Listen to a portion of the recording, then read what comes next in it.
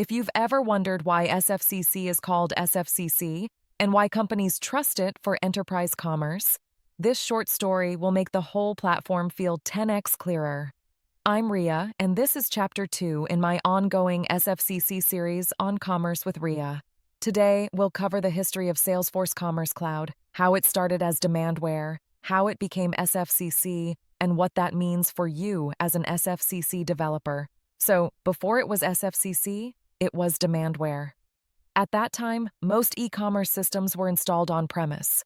That meant upgrades were painful, scaling for peak traffic was risky, and infrastructure was a constant headache.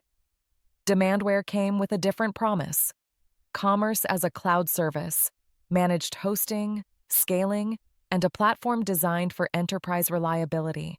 That's exactly why big brands adopted it, because in commerce, a few minutes of downtime can mean massive revenue loss. Then the big turning point came in 2016 when Salesforce acquired Demandware, and Demandware was rebranded as Salesforce Commerce Cloud, SFCC. But this wasn't just a rebrand. It created a bigger story. Commerce connected with the Salesforce ecosystem, like CRM, marketing, and service, so companies could build a complete customer journey, not just a storefront.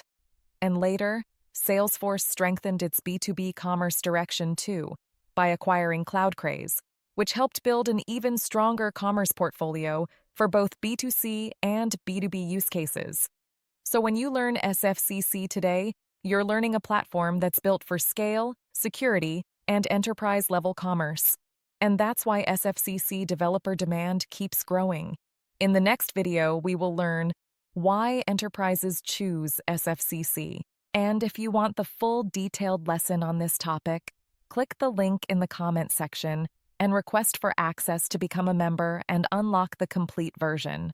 Also, please don't forget to subscribe my channel, Commerce with Riya, for more such interesting videos in this SFCC series. Goodbye.